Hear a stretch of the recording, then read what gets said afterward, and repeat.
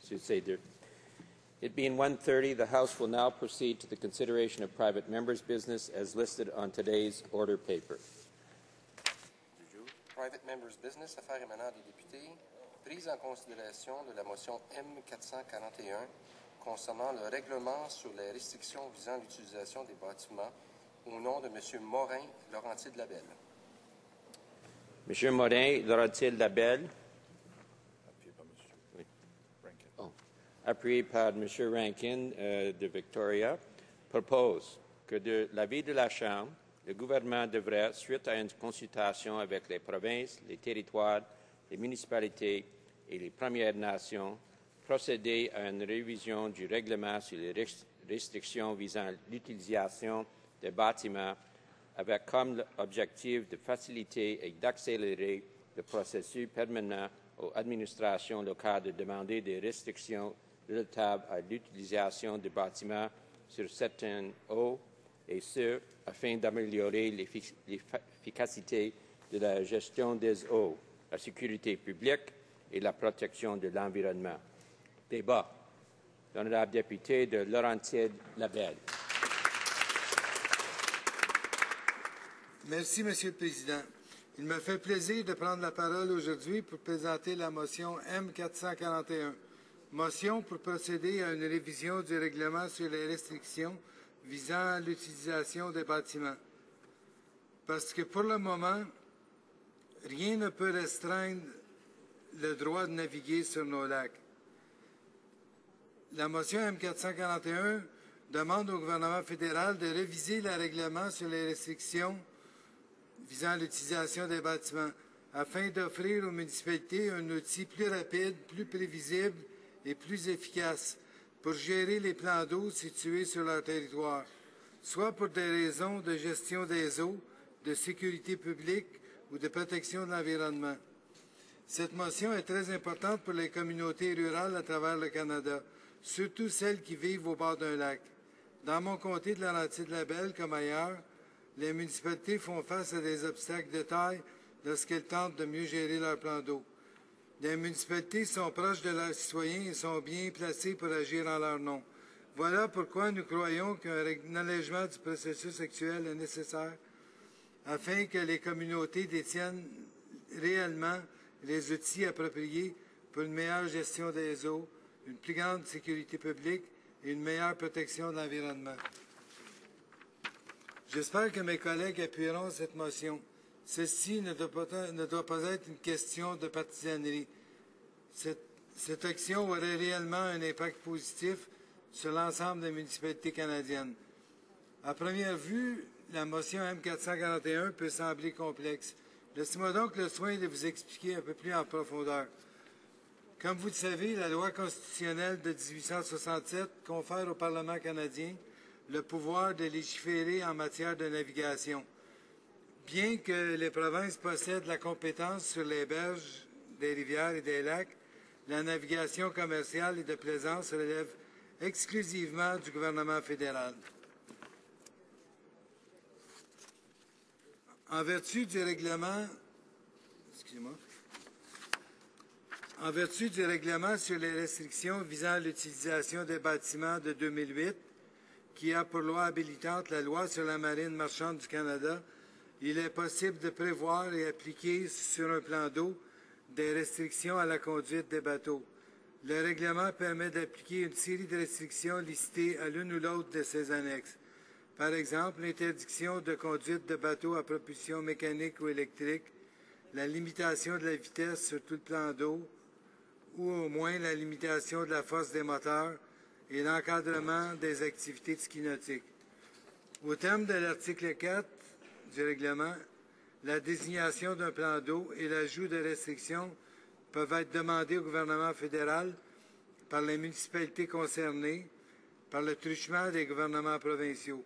Pour cela, les autorités municipales doivent suivre la procédure établie par Transport Canada dans le guide des administrations locales sur les restrictions à la conduite des bateaux.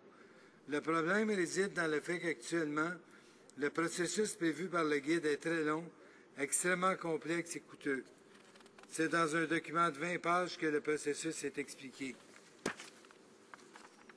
Il exige des administrations municipales de suivre un processus fastidieux, lequel prévoit, entre autres, une consultation publique en 3 étapes, un examen des solutions autres que réglementaires, la présentation d'une demande de restriction applicable au plan d'eau visé, un processus d'examen fastidieux qui satisfait aux exigences gouvernementales. Diverses municipalités à travers le Canada, des groupes environnementaux et des experts du domaine ont exprimé leur mécontentement envers ce processus. Selon eux, la lenteur du processus par Transport Canada et les exigences du guide rendent très difficile, voire impossible, les demandes de restrictions relatives à l'utilisation des bâtiments. Dans ces exigences, notons par exemple le grand éventail d'intervenants à consulter, ainsi que l'obligation d'examen détaillé de toutes les solutions de rechange qui ne permet la réglementation qu'en dernier recours. Selon le regroupement des associations des lacs et cours d'eau des Hautes-Laurentides, plusieurs municipalités se sont découragées et ont abandonné le processus avant la fin. En parlant avec des intervenants de divers milieux, j'ai été mis au courant de nombreux cas où les municipalités ont tout simplement décidé de se retirer du processus administratif. Dans certains cas, la lutte a duré des années. Prenons par exemple le cas de la demande de restriction sur les embarcations motorisées dans les terres humides du Columbia en Colombie-Britannique. Les démarches pour restreindre la navigation durent depuis près de 15 ans. En effet, suite à un processus judiciaire entrepris en 1998, une demande officielle de restriction administrative a été déposée en 2012. À ce jour, seules 2 des 3 sections du Columbia ont été réglementées. C'est impensable. Je profite de cette occasion pour féliciter Ellen Zimmerman et toute l'équipe de Wildside pour leur travail acharné.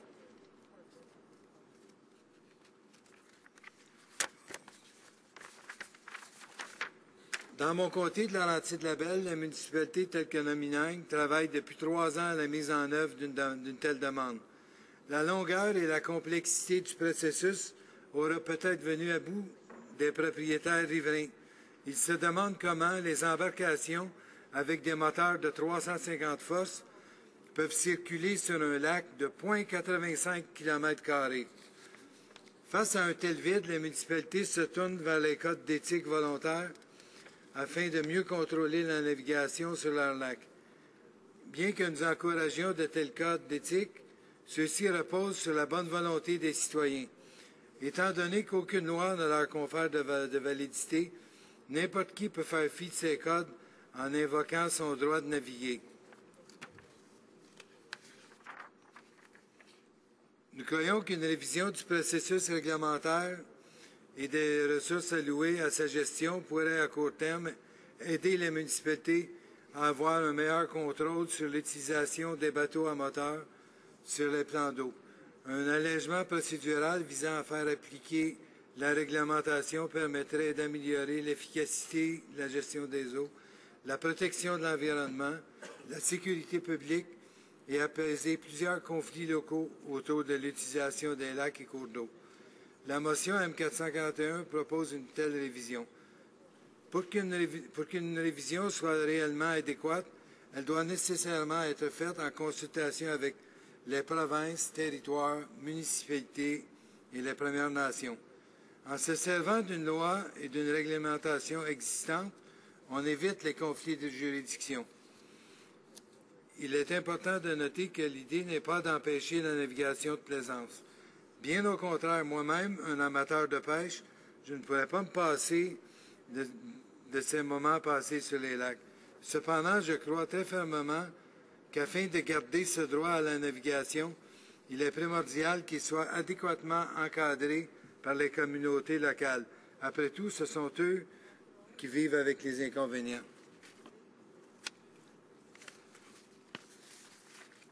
Lors de mes nombreuses discussions avec des intervenants de divers milieux, 3 éléments principaux revenaient sans cesse dans nos discussions.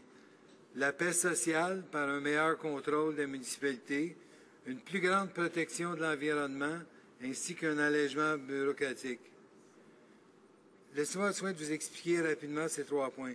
Tout d'abord, tel que l'affirmait le résumé de l'étude d'impact de la réglementation en 2008, l'augmentation d'activités nautiques aurait entraîné une augmentation des conflits entre les usagers sur les voies navigables. Les administrations locales ont donc réagi en exigeant que des restrictions à la navigation puissent être imposées. Cependant, depuis l'entrée en vigueur du règlement, les municipalités font face au même problème. La réglementation de 2008, dans sa forme actuelle, est inadéquate.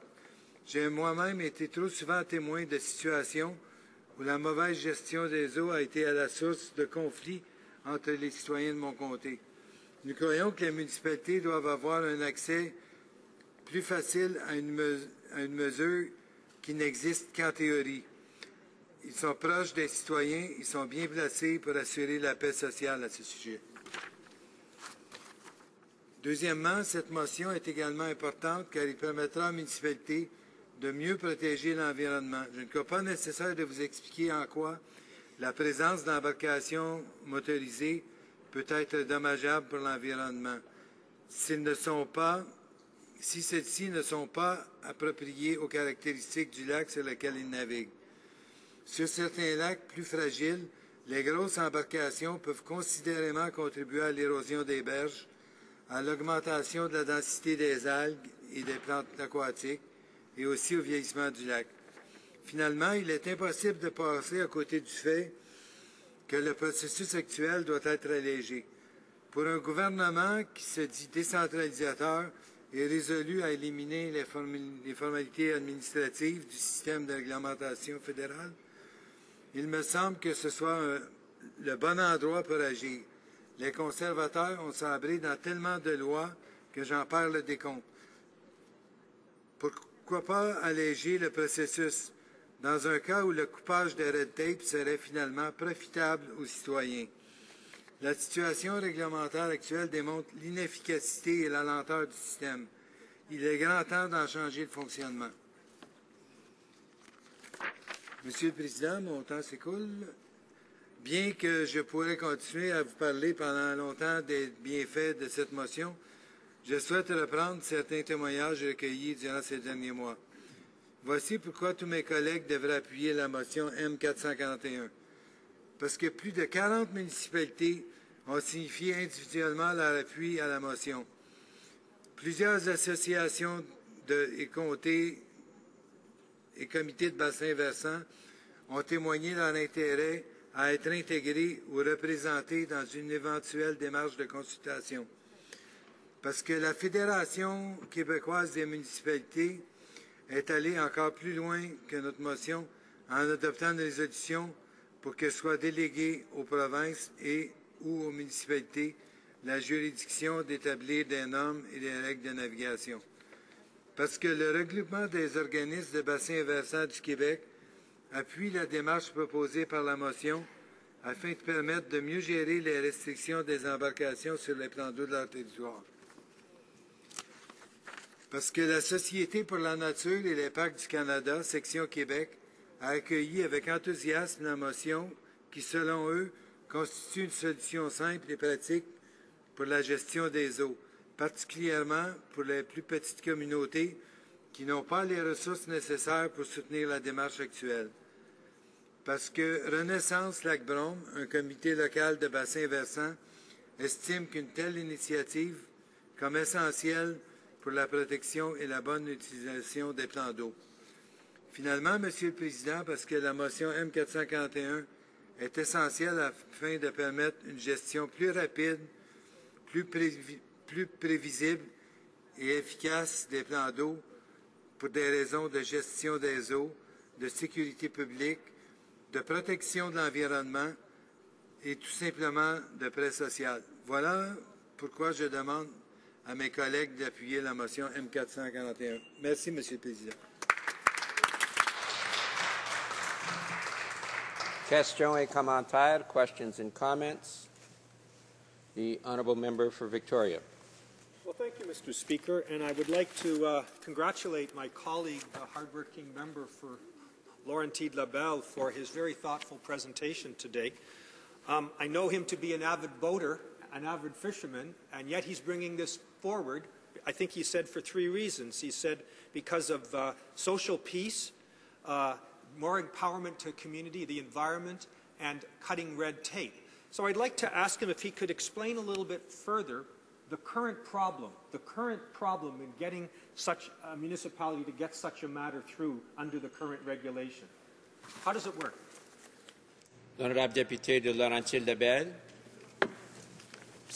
Bien, je vais faire mieux que ça. C'est le guide de 20 pages dans lequel est énuméré toutes les exigences pour obtenir un changement au règlement. C'est un processus qui peut coûter des centaines de milliers de dollars à des tout petites municipalités qui n'ont pas ces moyens-là. Ça peut s'étirer sur des années, comme dans les exemples que j'ai donnés. C'est un droit virtuel. On est habitué d'en voir des droits virtuels accordés par les conservateurs. En réalité, ils ne peuvent pas se servir de cette mesure-là. Ils se découragent même avant de débuter la démarche. Merci. Questions et commentaires. Questions and comments. The honourable member for Essex. Thank you, Mr. Speaker, and let me thank my colleague who has moved motion 441 here today. The process, and so that we're clear, one, he's referred to 2 things. One are regulations, and then, of course, the other is a guidebook explaining the pathway to regulations. And I don't think, and at times it seemed that they were used interchangeably, but I think we have to keep them separate here, Mr. Speaker. The way the process essentially works is that the cooperation is encouraged among the municipality and their stakeholders to try to come to some agreement on this before a municipality then triggers an ask of Transport Canada and a very formal rulemaking process that's standard for regulations across government.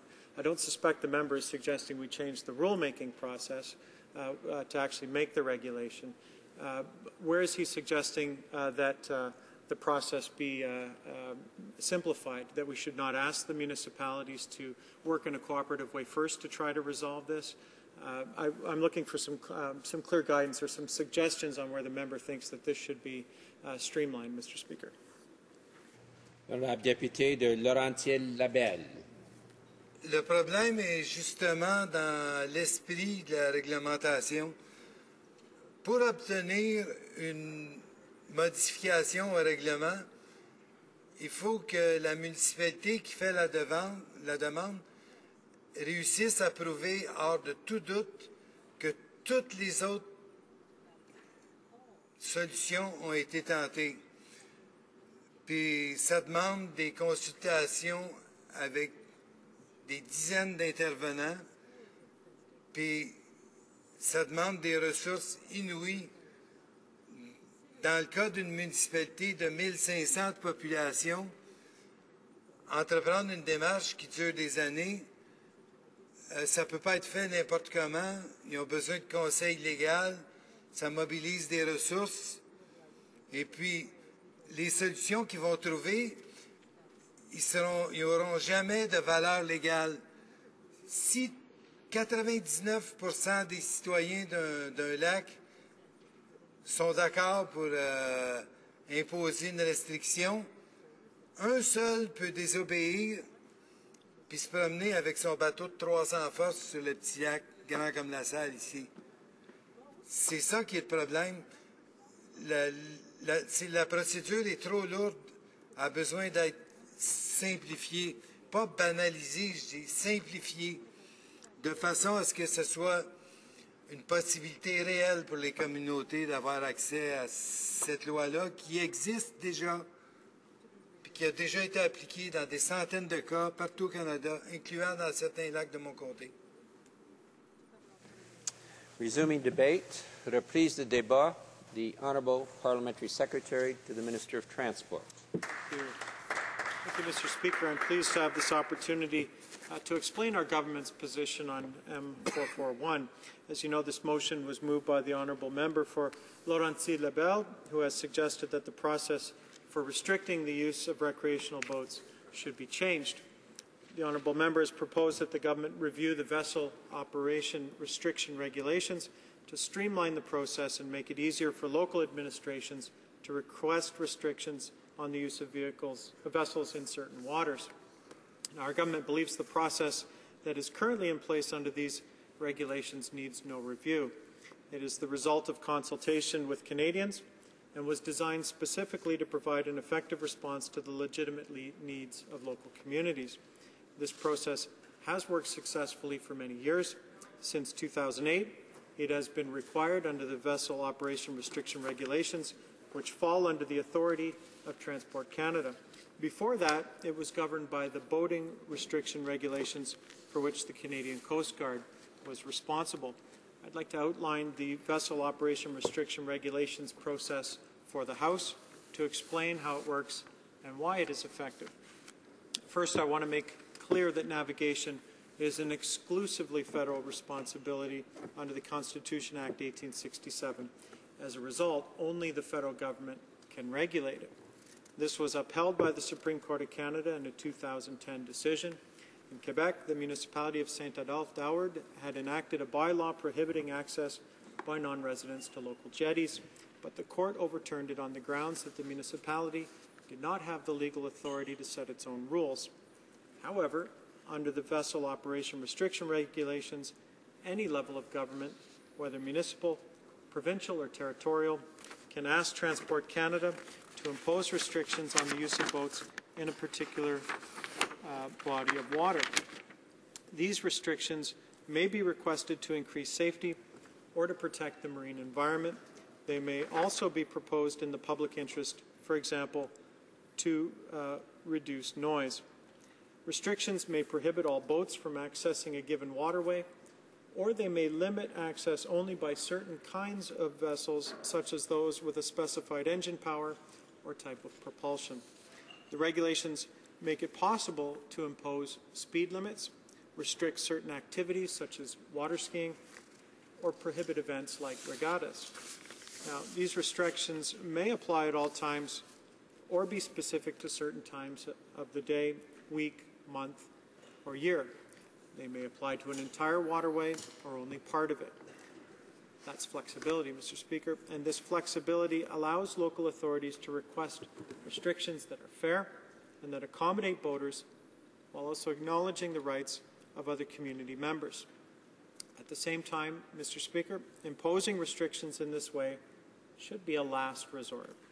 No one wants to be subject to regulatory requirements that can be made arbitrarily or without sufficient input from those who would be directly affected by them.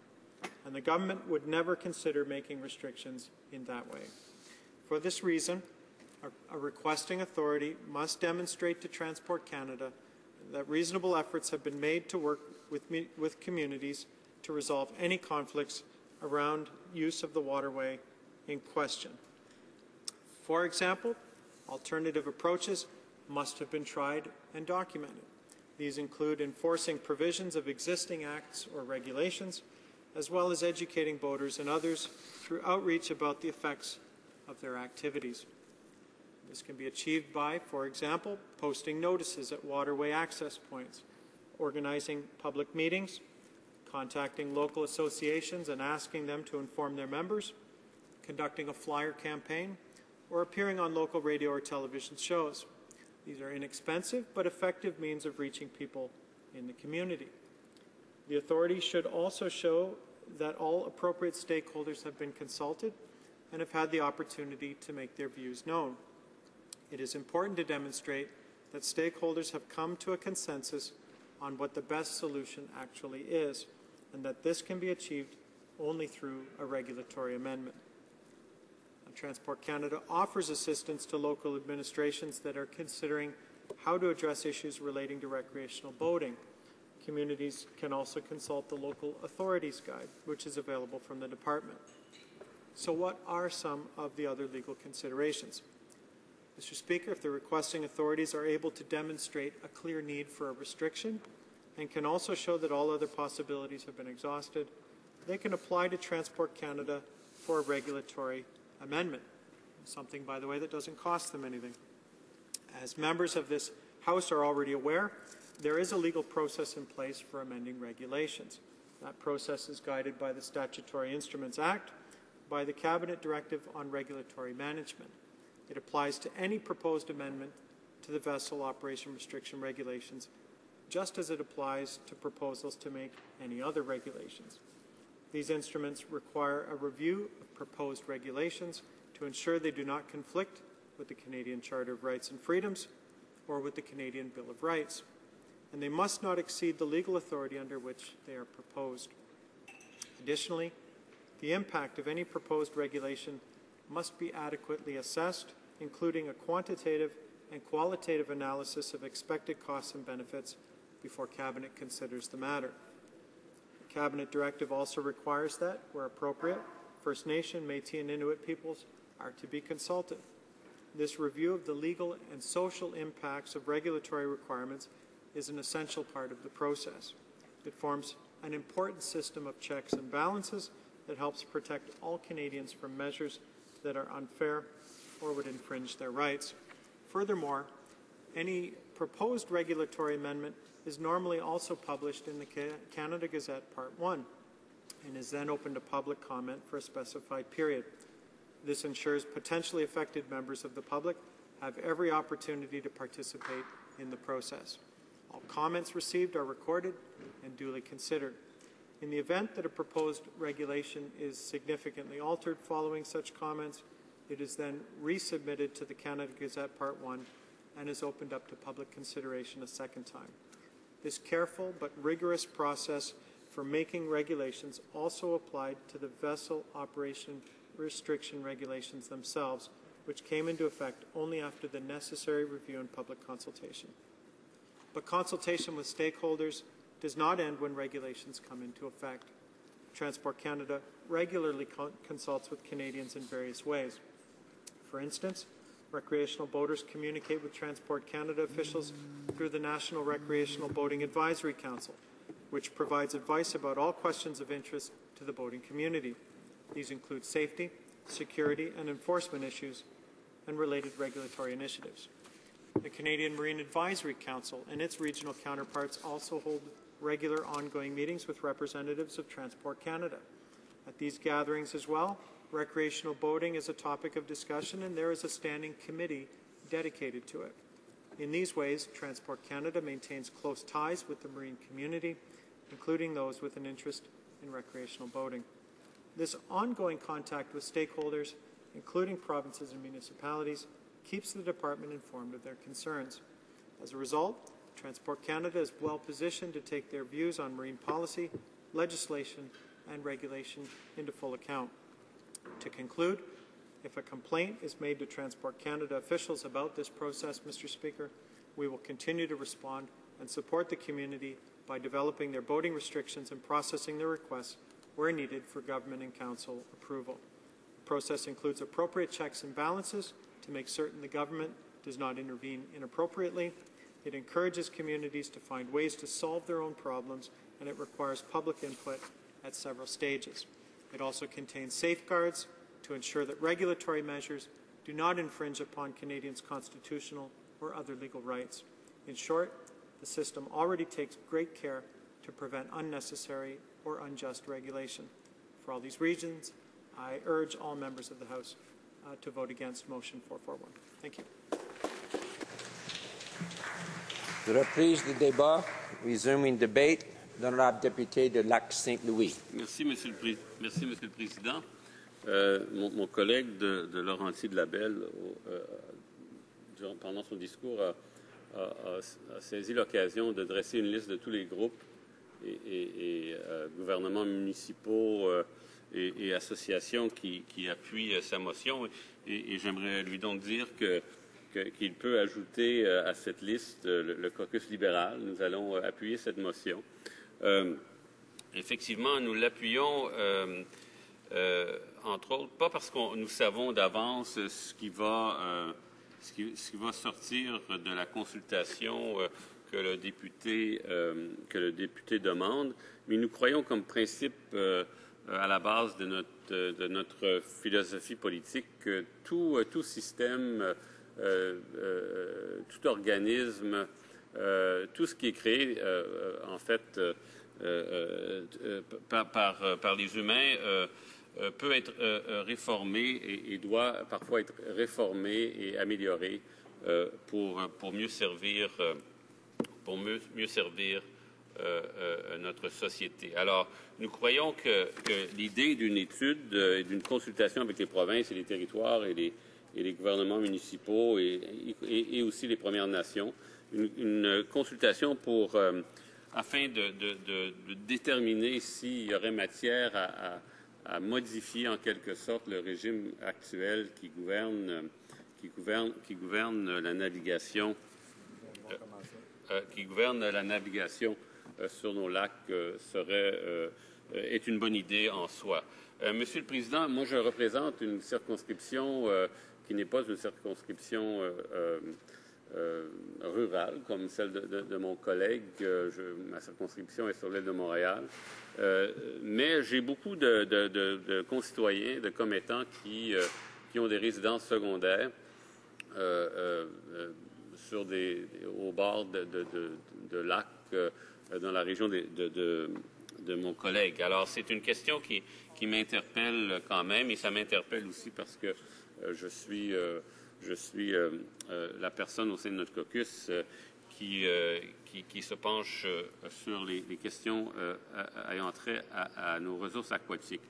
Alors, j'aimerais dire, ça c'est un peu le préambule de mes commentaires, mais ce que j'aimerais dire, Monsieur le Président, c'est que le Canada est reconnu dans le monde pour plusieurs attributs qu'on peut dire lui sont propres. Entre autres, il y a des attributs naturels. Il y a le système de gouvernance que nous avons créé, et on a fait référence évidemment à la Constitution de 1868. Et troisièmement, Monsieur le Président, nous sommes reconnus dans le monde aussi pour notre sens de l'innovation en matière de technologie qui a donné lieu à toutes sortes de produits qui sont consommés par des gens, non seulement ici au Canada, mais partout dans le monde. Et je crois et je vais m'expliquer un peu plus en profondeur, mais je crois que la motion de mon collègue, en fait, englobe ces trois aspects-là de notre identité culturelle et de l'image que nous projetons sur le monde. Effectivement, nous sommes doués de ressources aquatiques. Nous avons environ 1 million de lacs au Canada. Je dis environ parce que c'est impossible. Vous n'avez qu'à demander à un scientifique. Il va vous dire que c'est impossible d'estimer précisément le nombre de lacs que nous avons au Canada pour toutes sortes de raisons techniques. Mais on peut dire, disons, comme argument, comme base d'argument, qu'il y a environ 1 million de lacs, puis je dirais peut-être 250 000 lacs au Québec. Alors, c'est une question qui préoccupe beaucoup de gens au Canada parce que nous avons tellement de lacs. Deuxièmement, comme mon collègue l'a dit, et ça a été mentionné aussi par mon collègue conservateur, nous avons une Constitution qui confère au gouvernement fédéral la responsabilité en matière de navigation sur les cours d'eau, etc. Et troisièmement, comme j'ai mentionné, nous avons bâti des entreprises autour de produits dont on se sert pour des fins récréatives sur nos lacs et sur nos cours d'eau au Canada, comme sur la neige, par exemple. Nous avons Bombardier qui, je crois qu'ils se sont départis de cette filiale-là, mais pendant bien des années, vendait des véhicules récréatifs qu'on se sert, motorisés, qu'on se sert sur nos lacs au Québec et au Canada et ailleurs. Alors, comme vous voyez, c'est une motion très pertinente, Monsieur le Président. Vous savez, le Canada, c'est une société en changement continuel, en évolution continuelle, même si sa Constitution, évidemment, est très difficile à amender, et je ne crois pas qu'on demande, là, que mon collègue demande qu'on demande un amendement constitutionnel pour pour donner aux provinces juridiction sur la navigation. Mais il faut, Monsieur le Président, même si nous avons une Constitution qui est assez inchangeable, je dois dire, il faut trouver des moyens de travailler à l'intérieur des limites de cette Constitution pour se donner une certaine souplesse. Parce que, vous savez, Monsieur le Président, la société, comme j'ai mentionné, elle évolue. Et elle évolue sur le plan technologique, elle évolue sur le plan économique et sur le plan des valeurs démocratiques. Vous savez, Monsieur le Président, il y a des années, on n'avait pas de bateaux motorisés. Ce n'était pas un enjeu limiter les activités de navigation sur les lacs. Ce n'était pas un enjeu. On était à l'ère des chaloupes et des canots et donc le problème ne se présentait pas. Nous avons maintenant, comme j'ai mentionné, toute une gamme de produits motorisés que les gens peuvent acheter pour s'amuser à leur résidence secondaire parfois. Et donc, c'est un changement majeur qui demande d'autres changements, peut-être, comme j'ai mentionné, d'autres changements à la façon de gérer les conflits qui peuvent survenir entre ceux qui aiment la navigation récréative à l'aide de bateaux motorisés ou d'autres appareils motorisés et ceux qui aimeraient, qui vont à leur résidence secondaire ou qui habitent dans la région et qui sont là parce qu'ils aiment avoir un lieu de détente où ils peuvent trouver un peu de paix, surtout dans un monde où on roule à 100 000 à l'heure et on travaille des semaines de 60 heures, Monsieur le Président. Alors, il y a des conflits, un équilibre à trouver.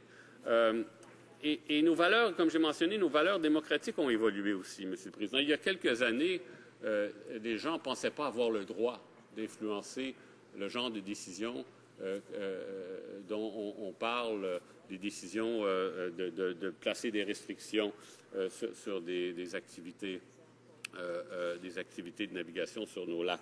Alors, à une certaine époque, on se disait c'est l'affaire du gouvernement et eux, à Ottawa, ils ont le pouvoir et la responsabilité. Et nous n'avons rien à dire vis-à-vis de ça. On va vivre avec ce qu'ils nous disent en termes de réglementation et de législation, etc. Mais nous ne sommes plus à cette époque-là. De nos jours, les gens veulent avoir leur mot à dire. Ils veulent pouvoir influencer ce qui se passe dans leur milieu, même si, ultimement, la juridiction relève du gouvernement fédéral qui est à Ottawa. Les gens veulent pouvoir avoir leur mot à dire. Alors, il me semble, d'après ce que j'ai pu lire à propos du sujet de la motion, que le processus qu'on doit enclencher pour changer les restrictions à la navigation est quand même un processus assez lourd. Alors, il y aurait peut-être matière à trouver des améliorations pour alléger le processus et permettre aux citoyens, à ceux qui habitent au bord de nos lacs, que ce soit une résidence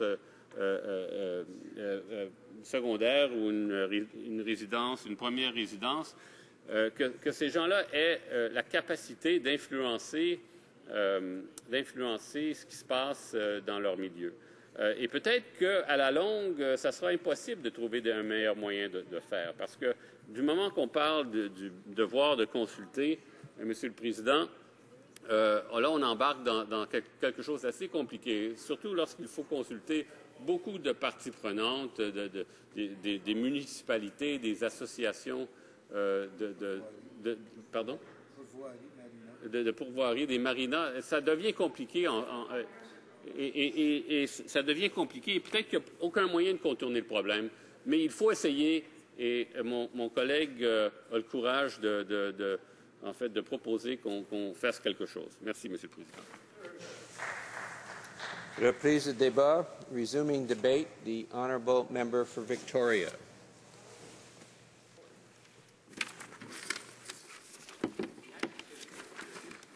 Thank you very much, Mr. Speaker, and I welcome the opportunity to rise in favor of Motion 441, a motion to carry out a review of the vessel operation restriction regulations. And I had the honor, I'm so pleased to have been able to second this motion presented by my colleague from Laurentide-Labelle.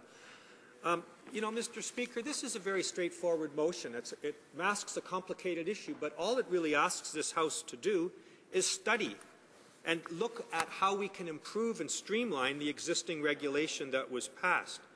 Create a streamlined process, it says, to enable local administrations to request restrictions on the use of vessels on certain waters in an effort to improve how waters are managed in the interests of public safety and environmental protection.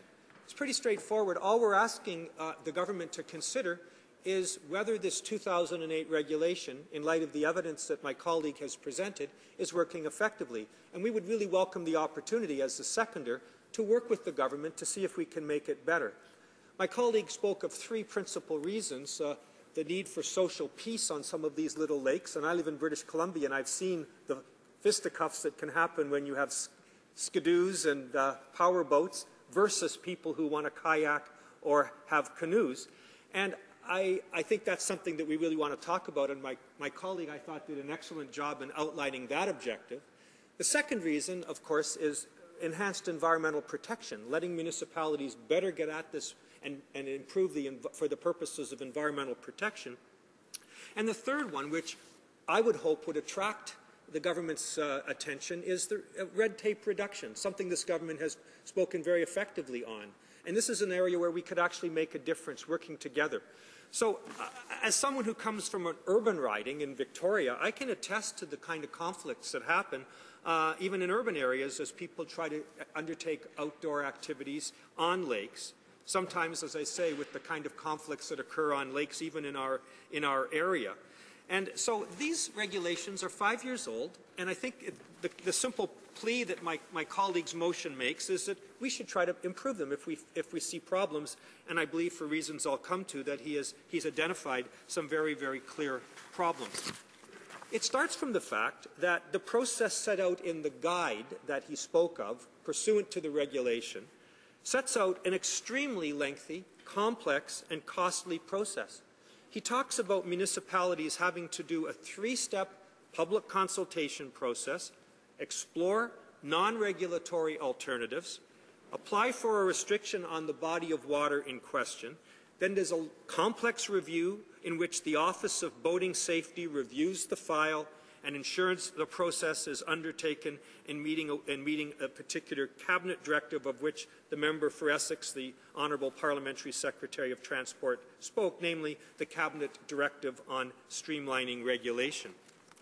And I think it's telling, Mr. Speaker, that my colleagues' excellent and assiduous work on this has unearthed so much support from people in different areas. Let me, for example, mention the Quebec chapter of the Canadian Parks and Wilderness Society that applauds this motion, says it's a simple and practical solution for managing our waterways, especially in smaller communities that lack the resources needed for this kind of endeavour. We hope Parliament adopts this motion. That's from CPAS, the Canadian Parks and Wilderness Society. The Fédération Québécoise des Municipalités, the Quebec Federation of all the municipalities, applauded this motion as well. There is a problem. People identify a problem. The former mayor of North Hatley talked about the difficulties and complexity. He said this, quote, "Even federal officials are saying that the process is much more complicated than before. We're going to need a project manager just to apply for a regulatory amendment," close quote. That is from Pierre Levesque, the former mayor of the township of Hatley. And my colleague has done so much consultation in trying to get to the bottom of this that many, many other people have come to the same conclusion, that there is a problem. Let's try to work together to fix it. Again, what we're asking for is to work together to fix a problem that has been identified by so many stakeholders. It seems like it's merely a request that we sit down and try to improve this regulation, and I'm disappointed that the government has apparently slammed the door in the face of my colleague for this initiative. I'm hoping we can persuade him that this is a problem that we can work on together to fix. My colleague was very, very clear in noting, as the Honourable parliamentary secretary to the Minister of Transport did as well, that navigation and shipping under Section 91 of the Constitution Act 1867 is without doubt the exclusive domain of the federal government. And my colleague was very clear that there's no effort whatsoever to derogate from that. All he is seeking is to empower municipalities and local governments, Aboriginal, other, to address the problem when it arises and to have real teeth. He pointed out a very serious and specific problem. He talked about how a tiny municipality, think of a rural municipality in northern British Columbia or in the Laurentians, in the case of my colleague, say of 1,500 people. He said, you know, they have to get legal advice, they have to do all of those steps I talked about, all that consultation, spend all that money, and if you get 97% in favor, still that's not enough because one person can thwart the consensus that's been achieved in this code of conduct. We can do better than that. We can do better than that and put real teeth behind this. So if it happens that a local government, having done the consultation with all the parties, Aboriginal, non-Aboriginal, comes to a consensus position, they can get this passed without the kind of difficulty, without the kind of red tape that my colleague has demonstrated so obviously exists in this process. And so I know that this has been an issue all over Canada. It's certainly been an issue in my province of British Columbia. He even referred to the frustration on Columbia Lake, where after years and years, only two or three sections have been able to be set apart and restricted as per the wishes of that local area. And so the point I'm trying to make in short is there is an issue, and I don't understand, Mr. Speaker, with the greatest of respect, why such a simple issue can't be addressed in good faith by both sides of this House, now that the issue has been identified so clearly by so many people. I think it's just a simple matter to say we got a regulation, it's not working, let's fix it. I thought that's how we were supposed to work together. How about the second issue of environmental protection? Well, often, you know, that's at the bottom of the complaints that local government gets. We got too many motorboats, they're causing pollution in the water and the like. And there are other things about water management that have attracted municipal attention in the past, where power boats, for example, are involved. Eutrophication of the lake can be exacerbated by the use of motorboats. There can be this could contribute to shoreline erosion. There can be greater turbidity in the water that causes sediments to rise from the bottom of the lake. There can be increased density of algae that's created. And these issues come to the attention of local government. They live right on the lake or the water body. They say, I know it's federal, I know it's a federal issue, let's try to fix it. They try to use this regulation, and my colleague has pointed out very, very clearly, it doesn't work. So it seems to me fairly self-evident that we should try to take such a simple problem and work through it. And I would have thought especially that the red tape reduction would attract the attention of the other side of the House. We hear a lot about that, but when we come to them with a specific demonstrable example, they seem to turn away from it. And I don't understand that. This regulation costs nothing.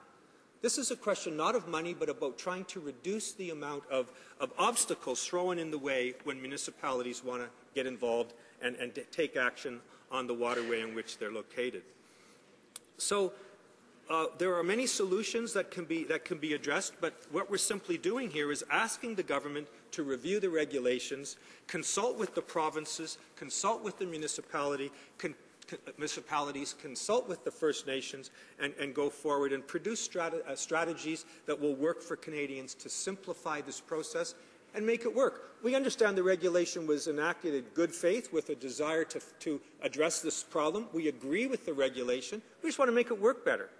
And again, I would ask that this government think seriously about how we could do so, how we could work together to address this very specific but very real problem. Thank you, Mr. Speaker. Reprise de débat, resuming debate, l'honorable député de Chicoutimi-Le-Fjord. Merci beaucoup, Monsieur le Président, et j'aimerais remercier énormément mon collègue de Laurentides-Lebel pour son excellente motion qui est la motion 441, motion pour procéder à une révision du règlement sur les restrictions visant l'utilisation des bâtiments. Mais essentiellement, c'est une motion pour donner une plus grande marge de manœuvre là, aux municipalités, surtout les municipalités rurales qui ont sur leur beau territoire des lacs et des rivières, mais que malheureusement, que sur ces lacs et rivières-là, des gens abusent, des gens ne respectent pas les autres, soit avec leur utilisation là, de bateaux ou sinon avec au niveau des bâtiments qui y sont. Et cet outil-là, la motion de mon collègue néo-démocrate, va donner une plus grande marge de manœuvre pour ces petites municipalités-là, pour légiférer, pour avoir plus de mordant avec les gens qui ne respectent pas ça. Parce que je veux rappeler à la population que la navigation sur les eaux au Canada, ça relève de juridiction fédérale. Donc, on devrait s'attendre à ce que le gouvernement fédéral prenne son rôle au sérieux et justement aide activement là, les municipalités à bien encadrer la pratique là, de la navigation sur leurs eaux. Mais malheureusement, il y a un vacuum à ce niveau-là. Comme d'autres de mes collègues l'ont mentionné, peut-être que la vieille réglementation n'est plus à jour. La façon dont les Canadiens, les Québécois et les Saguenayens profitent de leur cours d'eau a évolué avec les années. Mais là, on est dû pour un nouveau partenariat entre le fédéral et les municipalités afin de mieux encadrer la pratique là, de la navigation de plaisance et commerciale sur les eaux. Puis nous croyons que les municipalités doivent avoir plus de pouvoir afin de proposer des changements sur la gestion des eaux sur leur territoire. Je vous rappelle que le palier municipal est le palier le plus près des citoyens qui sont bien placés pour assurer la paix sociale à ce sujet. J'ai mentionné paix sociale parce que malheureusement, il y a beaucoup de plaintes. Puis je viens d'une région rurale, Saguenay-Lac-Saint-Jean. Ma circonscription est à Chicoutimi-Le-Fjord. J'ai une grande ville et de nombreuses petites municipalités. Lorsque mes collègues néo-démocrates mentionnaient que ça coûte très, très cher le processus qui est actuellement mis en place et qui est même imposé par le fédéral aux petites municipalités pour avoir un mot à dire, là, puis pour changer là, les façons dont le territoire aquatique est utilisé. C'est très coûteux. Et je suis fier aussi de dire à mon collègue néo-démocrate que sa motion a même l'appui des municipalités dans ma circonscription. Là, j'ai ici en main une lettre de la municipalité de Rivière-Éternité, qui est une charmante municipalité d'environ 500 habitants. Donc là, évidemment, qui dit petite municipalité de 500 habitants, la marge financière n'est pas très, très grande. Ils ont déjà beaucoup de priorités au niveau de l'investissement municipal là, dans leurs infrastructures, que ce soit l'approvisionnement en eau potable ou en traitement des eaux usées, la voirie, mon Dieu, plein de priorités que les grandes villes prennent un petit peu pour acquis, qu'il n'y a pas de problème, mais pour les petites municipalités, ils ne sont pas riches. Ils ne sont pas riches, le provincial n'est pas très, très riche non plus. C'est le fédéral là, qui peut aider davantage, mais là, on ne demande même pas de l'argent. On demande juste de rendre la vie plus facile pour les petites municipalités. Et pour citer là, le conseil de ville de Rivière-Éternité, par la présente, nous confirmons l'appui de la municipalité de Rivière-Éternité à la motion M441 qui demande au gouvernement du Canada de procéder à la révision du règlement sur les restrictions visant l'utilisation des bâtiments. À cet effet, veuillez trouver la résolution du conseil municipal de Rivière-Éternité, puis je l'ai aussi en annexe ici. Cette motion répond à des préoccupations de plusieurs municipalités. Qui plus est, la révision du règlement favorisera l'harmonisation des usages entre les différents utilisateurs des plans d'eau. Donc, s'il vous plaît, j'ai vu mon collègue conservateur qui avait l'air de suggérer que le gouvernement conservateur va voter contre ça. Et ça me déplore beaucoup parce que je me dis à quel point ils sont déconnectés de la réalité. Nous, au sein du NPD, on représente toutes les régions du Canada, des régions urbaines, des régions rurales. Et là, on a un enjeu rural. Là. Et on nous avait promis en 2011, durant la campagne fédérale, le slogan des conservateurs dans ma région, c'était, ironiquement, notre région au pouvoir. Sauf qu'on se rend compte que le gouvernement a abandonné les régions. Et ça, on le déplore beaucoup parce qu'il faut... Comment je pourrais dire, Monsieur le Président? En tant que gouvernement, il faut gouverner pour tout le monde. Les gens des grandes villes et ceux des régions. Puis là, c'est une occasion parfaite où est-ce qu'on peut, comme disait mon collègue de Victoria, où est-ce qu'on peut travailler de façon non partisane cet enjeu-là. Là. C'est pas un enjeu politique. Là. Ça va être aussi bon dans les régions rurales de la Colombie-Britannique, des prairies que du Québec et de l'Ontario, on peut tous travailler puis ensemble, et je suis persuadé que les maires et mairesses des municipalités conservatrices et libérales seraient vraiment ravis qu'on a pu mettre de la parcellerie de côté sur cet enjeu-là pour mieux travailler avec eux. Parce que présentement, c'est extrêmement compliqué comme processus, Monsieur le Président, lorsque les municipalités veulent mieux encadrer ce qui se passe sur leurs eaux. Je vais expliquer un petit peu en quoi consistent les procédures. D'abord, les municipalités doivent faire une consultation publique en 3 étapes. Ensuite, ils doivent faire un examen des solutions autres que réglementaires. Ensuite, la présentation d'une demande de restriction applicable au plan d'eau visé doit être faite. Ensuite, finalement, il y a un processus de complexe d'examen par lequel le Bureau de la sécurité nautique examine le dossier et s'assure que le processus suivi a satisfait aux exigences de la directive du cabinet de la rationalisation de la réglementation. Mon collègue de Laurentides-Labelle a sorti un beau document là, qui est remis aux municipalités qui veulent changer leur plan d'eau. C'est pas très réaliste et c'est la grosse paperasse que le gouvernement fédéral conservateur impose sur les municipalités qui ont autant pas beaucoup de ressources financières pour faire tout ce processus qui est non fastidieux, surtout dans une municipalité de 500 habitants. Là. Et aussi, là, au-delà du conseil de ville de Rivière-Éternité, les employés qui travaillent à la municipalité sont très, très, très peu nombreux dû à la faible marge de manœuvre que les petites municipalités ont. Alors, ils ne peuvent pas non plus là, engager quelqu'un spécialement pour se taper ce long processus-là, qui n'est pas très, très pratique. Puis malheureusement, la solution que les municipalités, les petites municipalités que je représente, parce que là, j'ai nommé l'appui de Rivière-Éternité, mais il y a aussi Saint-Fulgence, qui est une municipalité aussi dans ma circonscription, d'environ 2000 habitants, qui eux aussi ont passé une résolution à leur conseil de ville pour supporter l'initiative néo-démocrate. Et là, comme je disais tantôt, c'est tellement long et fastidieux comme processus que les municipalités se tournent vers une autre façon, une autre solution, souvent les codes d'éthique. Donc, d'abord, je félicite là, le fait que les municipalités, là, malgré toutes les embûches que le gouvernement conservateur fédéral leur met, qui essaient de trouver des solutions alternatives. Sauf que malheureusement, un code d'éthique, c'est pas obligatoire et lorsque les municipalités veulent avoir plus de mordants, veulent plus encadrer ce qui se passe sur leurs lacs et rivières, c'est pas qu'ils veulent empêcher l'activité aquatique de la majorité de leur population. C'est qu'on sait qu'il y a des gens qui ont un peu moins de respect là, pour le reste de la collectivité, qui sont peut-être un peu égoïstes au niveau de leur façon de faire les choses. Et c'est pour ces quelques gens réfractaires à la paix sociale et au bien collectif que malheureusement qu'il faut donner plus de mordants aux petites municipalités. Donc, comme je disais, les municipalités se tournent ainsi vers des codes d'éthique afin de mieux contrôler la navigation sur leurs lacs. Bien que nous encouragions de tels codes d'éthique, ceux-ci ne reposent que sur la bonne volonté des citoyens, puis on sait que c'est très problématique aussi pour les citoyens réfractaires aux contraintes que les municipalités peuvent leur donner. Puis donc, toute personne peut faire fi de ces codes, étant donné qu'aucune loi ne leur confère la validité.